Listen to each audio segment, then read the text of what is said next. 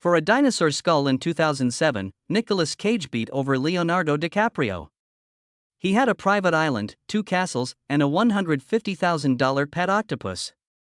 Then came the hammer-like real estate crash. The IRS put liens on everything he owned in a few of months. His $150 million net worth fell to zero. He took parts in 29 consecutive video films out of desperation to pay his creditors. However, purchasing castles or exotic animals was hardly his greatest error. It was entrusting his wealth to the wrong person. He was almost permanently devastated by the betrayal.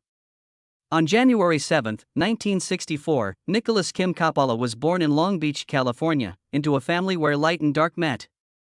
The genealogy was further complicated by the fact that his mother, Joy Vogelsang, was a dancer and choreographer with German and Polish ancestry, and his father, August Floyd Coppola, taught comparative literature. He had pure Italian ancestry on his father's side. His grandmother was the actress Italia Panino, and his grandfather was composer Carmine Coppola. Francis Ford Coppola became his uncle as a result. His aunt was Talia Shire, Jason Schwartzman, Sofia Coppola, and Roman Coppola. Only his cousins were there. It appeared to be Hollywood royalty from the outside. It was different inside the house, though. His mother, Music, had both severe sadness and schizophrenia. And that fact hung over his early years like a persistent shadow.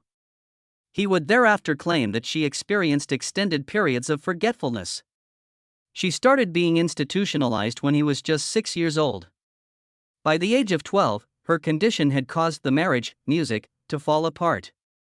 She disappeared for years at a time while receiving electroshock treatment in mental facilities. He became emotionally detached. Like a scientist, he examined her episodes.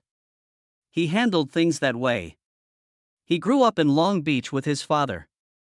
Furthermore, Nicholas would further clarify that offspring of schizophrenics frequently developed into what he referred to as hyperfrenetics.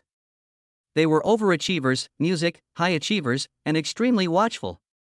Charlie Chaplin was also one of them, he alleged. He experienced Hollywood for the first time at the age of 15. A tiny portion of Ridgemont High's Fast Times. At a burger place, just one of Brad's anonymous friends. It backfired right away when they gave him credit as Nicolas Coppola.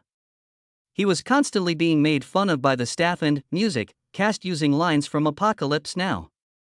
As a child, he was the only actual teenager on the set, and the grown-ups around him were quoting his uncle's films. His hours were reduced by child labor rules. The jokes were more profound. He'd had enough one day. Nicolas Cage became his new name. Inspired in part by the comic book hero Luke Cage. Half by the avant-garde composer John Cage. He desired a fresh start. It was viewed as rebellion by the industry. Doors were closed by Francis Ford Coppola. Cage persisted despite being turned away by casting agents. He left Beverly Hills High School at the age of 17. He had had enough of waiting in classrooms. The Music films were what he desired. He also accepted a minimum pay job at the Fairfax Cinema when the majority of his Fast Times scenes were deleted. He sold tickets. He was a popcorn vendor. In between shifts, he stood in the rear of the theater and gazed at the screen, wondering how he would get there. That's when cinema became everything, he added later. He brought pizzas, too. It was survival, but it wasn't glamorous. It was not the family name that saved him. It was a tryout. He was called in to read lines for Rumble Fish performers who were auditioning. His uncle Francis directed the movie, but Cage received no compensation. He got a little part. At the same time, he shot Valley Girl, which became his true breakthrough and was released first. It was a small production that cost about $350,000 and was shot in 22 days. It brought in more than $17 million. In a Romeo and Juliet spin, he portrayed Randy, a punk rocker. The director asked him to shave his chest hair into a V. He let out a scream until his veins burst. He left a lasting impression. Only $5,000 was earned by the filmmaker. Cage developed a profession. He poured himself into the role back on Rumble Fish. He altered his appearance and made a commitment to a unique voice, gestures, and other elements that gave the role a sense of realism. Even if it was merely a supporting character, it made no difference. He had something to prove. Then the outsiders arrived. He desired to play Deli. For 2 weeks, he shut himself in a room and stared at a picture of Charles Bronson in an attempt to play the part. His uncle rejected him once more, offered Cage a minor role as a consolation prize, and gave the role to Matt Dillon. No, Cage responded. Handouts didn't appeal to him. Later, he simply appeared on set for a background battle music scene without being given credit. He was again passed over by Francis, who offered the part to Andy Garcia when The Godfather Part 3 was being cast years later. The wound never healed. Under Francis Ford Coppola, he faced the Cotton Club once more in 1984. It was a chaotic movie. The spending plan grew to $58 million. 5 of the more than 30 script revisions were written in a single 48-hour period. However, the true darkness was removed from the screen. Roy Ryden, one of the producers, was killed. A hitman shot him in the head and set it on fire with dynamite. It was requested by Karen Greenberger, a drug dealer. She feared losing her $50,000 cut. The Cotton Club murder trial is the name given to the case. At the age of 20, Cage was thrust into the heart of Hollywood's shadows. Music, he created Birdie in the same year. He played a Vietnam veteran who was injured. He had 2 baby teeth out without anesthesia to feel the anguish, bandaged his head for 5 weeks, slept in them, and lived in them. His skin, Music, was destroyed when he removed them. Ingrown hairs and acne, but the camera captured something genuine. Although it didn't earn much money, Birdie was awarded the Grand Jury Prize. Cage shown that he would sacrifice everything for a part. In Racing with the Moon, he wasn't going slow. Cage came to age in 1984 when he portrayed a crazy jock named Nicky, alongside Sean Penn in World War II. Penn's character once struck a wealthy child for almost striking them with a bowling ball. The guy's girlfriend's blood was washed up by Cage. Cage used a knife to cut himself in order to emote in a different scene. Although Music was risky, directors began to recognize his potential. He changed once more in 1986 for the Canadian movie The Boy in Blue, which was about Ned Hanland, a rowing champion from the 19th century. Cage trained like a true athlete, learned how to row, and put on up to 30 pounds of muscle. Although the movie was a box office disaster, he was nominated for a Genie Award, which is Canada's Oscar equivalent. He stood out even when he failed. Then came another Coppola movie, Peggy Sue Got Married. One more mess. In the bizarre decision to give his character Charlie, the love lead, a peculiar nasal voice, Music, Cage drew inspiration from a clay horse named Pokey from The Gumby Show. His co-star Kathleen, Music, Turner was enraged. Please stop him, she pleaded with Francis. Cage had prosthetic teeth as well. Turner was a wretch. Francis couldn't afford to miss the deadline, so the crew worked 20 hours a day, 6 days a week. Even Francis subsequently admitted he regretted authorizing the act when the film was released because it was so odd. It was their final collaboration. Nicolas Cage participated in one of the most bizarre performances ever recorded on film in 1988. He portrayed Peter Lowe, a delusional literary agent on the verge of insanity, in Vampire's Kiss. Convinced that he was becoming a vampire, Cage consumed live cockroaches in addition to acting, music, strangely to bring the madness to life. 3, not just 1 or 2. To tease him, the director had him do a second take. Furthermore, bugs weren't even called for in the original script. Raw eggs were the intended ingredient. However, Cage pushed for something more startling after seeing Ozzy Osbourne bite the head off a bat in 1982. Years later, in 2023, Cage declared he would never do it again and expressed his profound regret. Even though it was unsettling, that event served as a prelude to what Cage subsequently referred to as his nouveau shamanic acting technique. Wild eyes, loud outbursts, and tremendous physicality characterized this musical style. Cage had already displayed a completely other side in Moonruck, just a year before to the Cockroach Frenzy. The picture, which was released in December 1987, had him ensure in a humorous and heartbreaking Brooklyn romance. Music: the movie won 3 Oscars, including Best Music Actress for Sure, Best Supporting Actress for Olympia Dukakis, and Best Original Screenplay for John Patrick Shanley. He portrayed a hot-headed, one-handed baker who steals his brother's fiance's heart with unadulterated passion and one memorable line, "Snap out of it." Cage was nominated as well, and the film's success at the box office demonstrated that he was more than simply a strange guy. He had the ability to move people. Then 1990 arrived, bringing with it 2 more completely distinct positions. The first was Firebirds, a military action movie in which Cage portrayed U.S. Army helicopter pilot Jake Preston. Released on May 25, 1990, it was his first true action film and was shot with the assistance of more than 100 military men using actual Apache helicopters. Despite all the realism, the film made just over $6 million on its first weekend, and some criticized it for being a helicopter-based Top Gun ripoff. Cage persevered, demonstrating that he was as prepared to dive into explosions and cockpit drama as he had flung himself into devouring roaches. Cage's music took a completely different direction in David Lynch's Wild at Heart that same year. He portrayed Sailor Ripley, an Elvis-obsessed, snakeskin jacket-wearing lover who was escaping with Laura Dern. It was more than a costume jacket. It belonged to Cage. Before he found the ideal music position for it, he kept it in his wardrobe for a year after purchasing it from a thrift store on Melrose. Sailors comment that the jacket represented his individuality and confidence in personal freedom was included in the screenplay. Despite winning the Palme d'Or and having a 1990 Cannes premiere, the film's explicit sex and severe violence nonetheless caused 300 people to leave early test screenings. Despite only earning $14 million on a $10 million budget, it had a big impact and provided Cage with an unapologetic part that allowed him to channel Elvis. Prior to all of that, however, Cage ventured far from the usual Hollywood route in 1989 with Time to Kill, a French-Italian war drama that took place during Italy's 1936 invasion of Ethiopia. With a team of European actors and a score by Ennio Morricone, Cage played a soldier fighting grief and remorse in a distant land in the Zimbabwean film. In sharp contrast to his American blockbusters, it was experimental and subdued. With only a 5.0 rating on IMDb from only 1,099 votes, the movie didn't make much of an impression. However, it demonstrated that Cage was not scared to take chances, even if doing so meant venturing outside of the country, music, genre and into uncharted territory.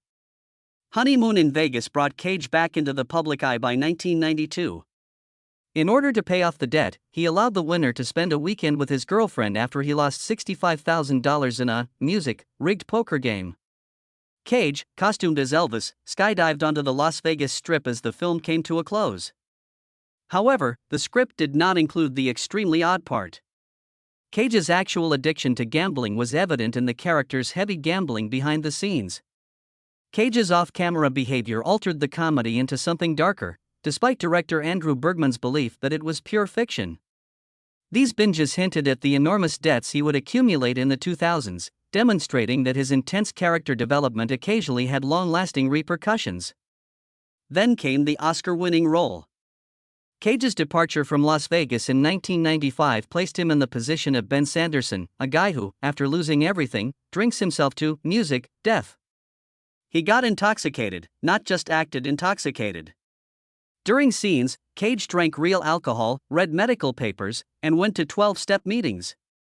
Cage was so drunk in one scene that he could hardly stand, according to director Mike Figgis. His personal life was destroyed by the realism, which won him Best Actor. In April 1995, he wed Patricia Arquette, but they divorced after only 9 months. Although they remained legally wed until 2001, the movie marked the end of their emotional union. That part was more expensive for him than any salary could ever be because it was so unadulterated and strong. Cage transitioned from suffering to unbridled exhilaration in The Rock just a year later.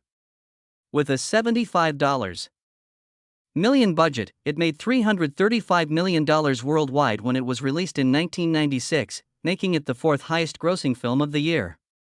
Opposite Sean Connery, he portrayed FBI chemist Dr. Stanley Goodspeed. However, it was the stunts rather than the performance that made the part brutal. Cage ran through a set that contained simulated VX gas, a nerve toxin so lethal that it even temporarily blinded him. His convulsions and breathing issues throughout the movie weren't just acting. The realism drove Cage's body to music, its limits, and the film's knowledgeable music advisors had matched every symptom to CDC evidence. Con Air followed in 1997. Cage changed into a long-haired Army Ranger named Cameron Poe who was imprisoned on a hijacked aircraft. It made $224 million globally after opening on 2,824 screens on June 6 and earning $24.1 million in its first weekend. It made $149 million in profit on a $75 million expenditure. Cage's roar, "Put the bunny back in the box," wasn't even in the script, but it was one of the film's most iconic scenes despite being loud and violent. He invented it on the spot, and it quickly gained popularity. Tragic events did occur during the production, though. Music: stuntman Philip Schwartz was murdered on August 29, 1996, when a static mock-up of the aircraft crashed on him shooting the Las Vegas crash landing scene. Someone lost their life to pay for the explosions. Cage and John Travolta switched roles in Face Off later that year, with Cage portraying both the villain and the hero. Advanced 3D face scans and frightfully lifelike robotic reproductions were needed for the surgical scenario. The stage had to be clean so that Cage could write music himself since he was so troubled by seeing his own synthetic twin. It was like staring into a mirror after death because the phony Cage had moving eyes, breathing bladders, and hair. His skin was irritated by the prosthetics, and the music procedure was physically taxing. However, the movie became a huge smash, grossing $245 million globally, of which $112.2 million came from the US alone. It became one of Cage's holy trinity of action flicks from the 1990s, along with The Rock and Con Air. In 2004, Nicolas Cage earned almost $20 million for the movie National Treasure, which generated $347.5 million worldwide. However, the narrative continued beyond the box office results. Something odd was triggered in him by that achievement, in music. He developed an obsession with actual treasure. In 2007, he outbid music Leonardo DiCaprio for $276,000. He purchased a 67-million-year-old dinosaur skull. He was unaware that it had been pilfered from Mongolia. He returned it when the cops came calling. No apologies, no refund, just gone. He paid $345 million for the Lorry House in New Orleans the same year. Ghost stories, blood, and torture were all well known in the house. Deline Lorry, a well-known serial killer, once owned it. When his finances collapsed 2 years later, in November 2009, the home was sold at auction for $5.5 million. The enigma was turning against him because he had pursued it too much. Cage founded Saturn Films, his own production firm, back in 1995. He wanted to share stories that were important to him. With Music, Sonny, his first and only picture as a filmmaker, that dream became a nightmare. The movie, which cost $4 million to make, came out in 2002. It only played in 6 theaters for 1 week and only grossed $179,000. That represented a financial loss of 99.6%. Music, it was destroyed by the reviewers.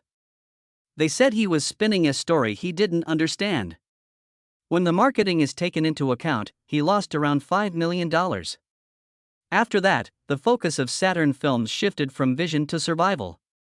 Any role that paid the bills was what he utilized it for.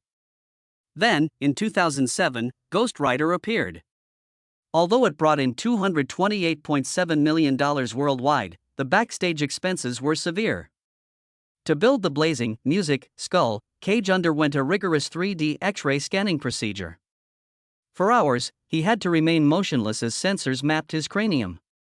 The crew adjusted the fire effects each frame using Maya and Houdini.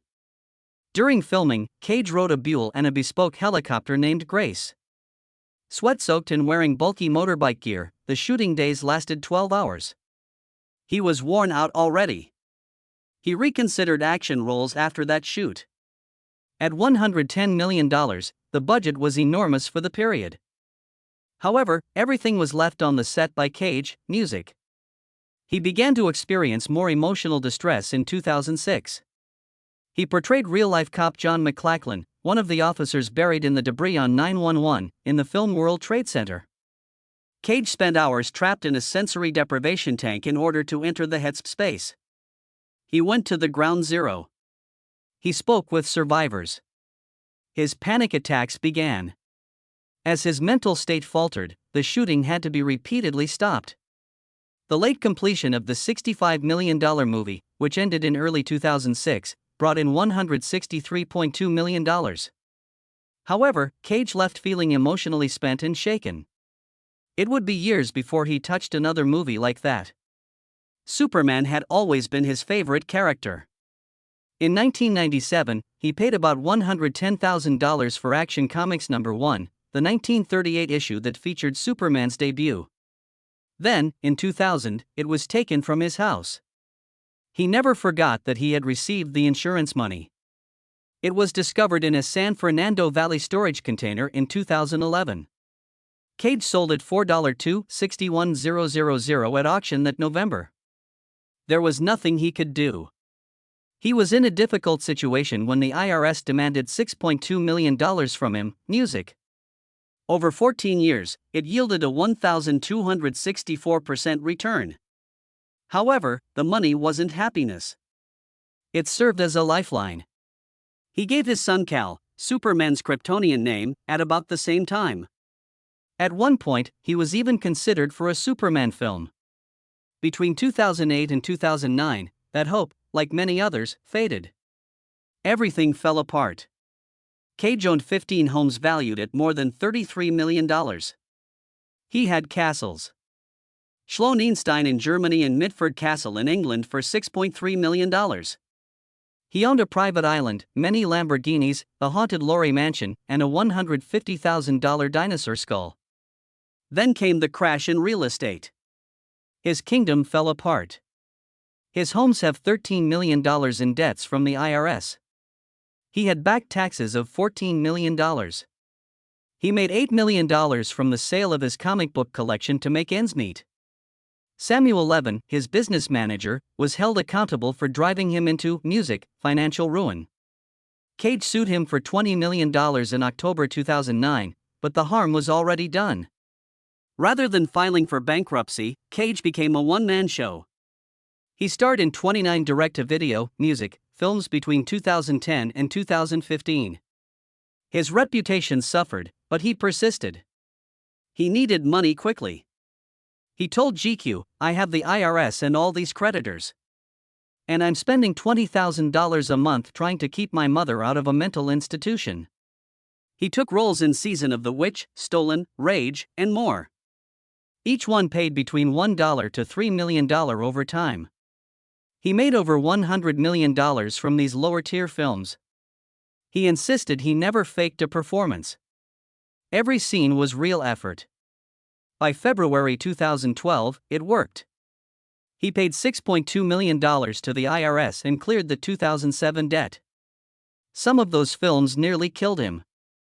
In Drive Angry, Cage did most of the stunts himself. One shootout scene had him driving at nearly 100 mph at beach, music, while actresses clung to the car hood. A real car explosion singed his eyebrows and left him temporarily deaf. He insisted on using real Hellfire missile props. One blew up and sent a crew member to the hospital. He called it Zen mode. He studied dark music, sutra positions for his role and once rode his motorcycle at 100 VB Muingmari Tour on the 405 freeway at 3 a.m. just to get into character. He later admitted it was really, really crazy. It didn't stop. In 2013, he took on The Frozen Ground, a gritty film about a serial killer in Alaska. Cage shot scenes in actual 20 Dronter Pratt temperatures. Vanessa Hudgens remembered not being able to feel her toes. Cage collapsed, music, during one night shoot from hypothermia and had to be treated before he could finish. He studied real police footage. He trained with Alaska troopers.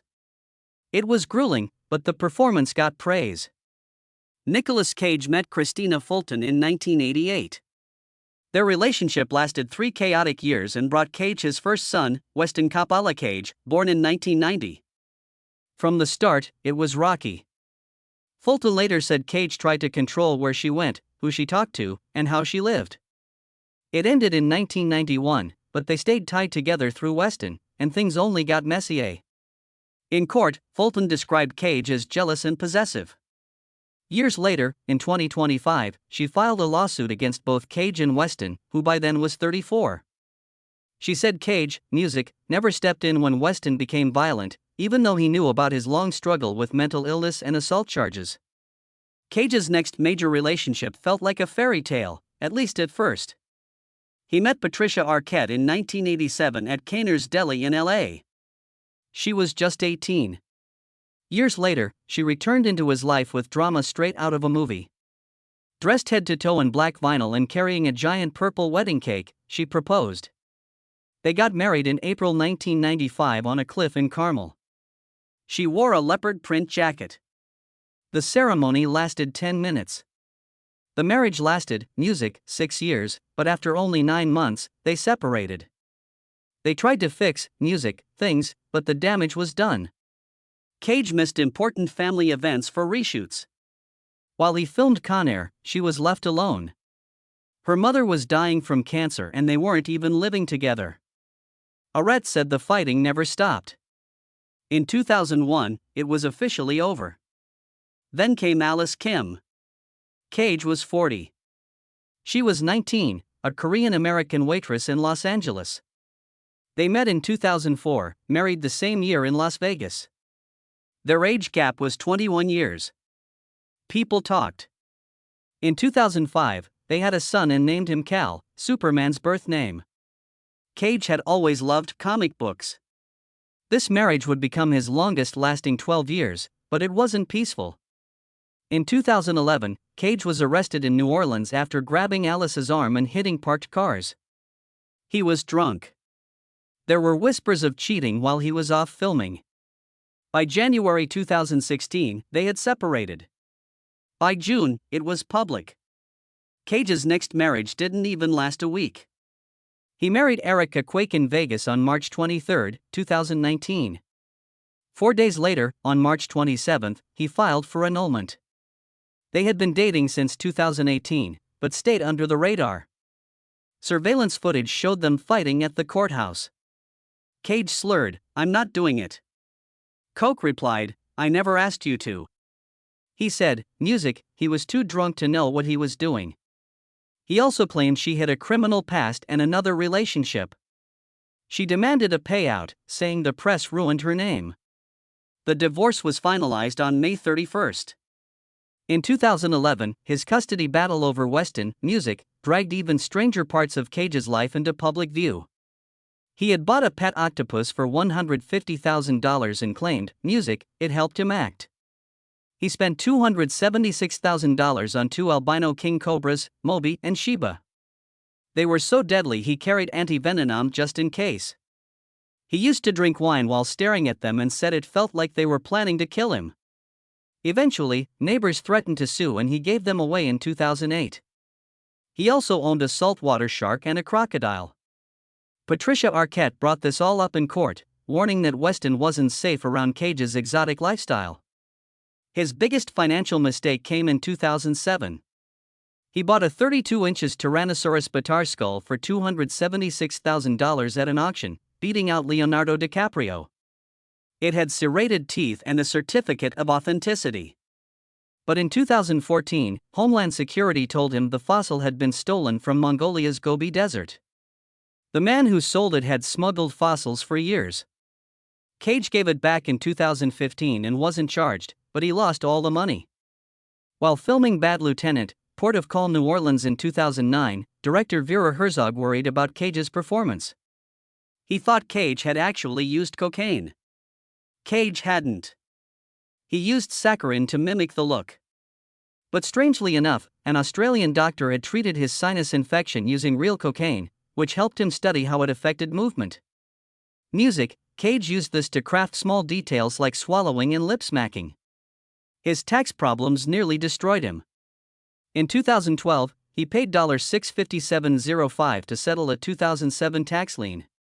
But that was just part of it. He admitted owing the IRS around $14 million in total. He blamed his business manager and said he had warned him since 2005. Music: to keep up, Cage accepted more film roles than ever.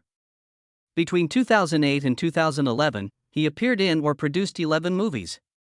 He never filed for bankruptcy, but he had to sell 15 properties, including castles and a private island. He also sold his comic book collection and rare items like a two-headed snake. His comeback began in 2021 with Pig. It was a small indie film with a $3 million budget, but it changed everything. Cage played a quiet truffle hunter looking for his stolen pig. The movie earned 97% on Music, Rotten Tomatoes. It only made $4.5 million in theaters, but exploded on streaming. By October 2025, it became the 8th most watched film on Prime Video. It got him his first Critics' Choice nomination since leaving Las Vegas and won him an Independent Spirit Award. Even Quentin Tarantino praised him. By 2025, Cage had climbed out of the hole. His net worth hit $40 million. At his peak, Music, he had been worth $150 million, making $20 million per film. Now debt-free since 2023, Music, he lives in Las Vegas and owns a $10.5 million home in Malibu. He no longer buys islands or octopuses. In Prisoners of the Ghostland, also in 2021, Music, he played a criminal in a surreal samurai dystopian world. It was directed by Sion Sono and premiered at Sundance. It ran for 103 minutes and blended westerns with Japanese aesthetics. Reviews were mixed, but praised the visuals and Cage's wild performance. Around this time, Cage had been collecting Japanese art and manga. Back in 2000, Music, his copy of Action Comics #1 was stolen. It was worth millions. Over a decade later, it was found in an abandoned locker. Music, that comic book, just like his career, had been lost but not forgotten.